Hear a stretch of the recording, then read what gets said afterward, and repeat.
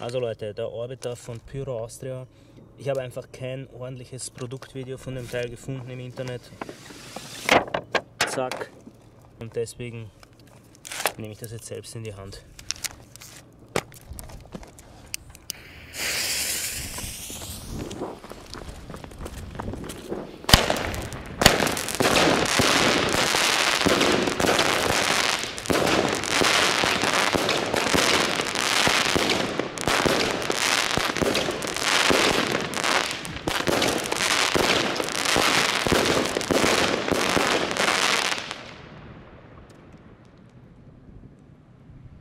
Ja, das war schon heftig.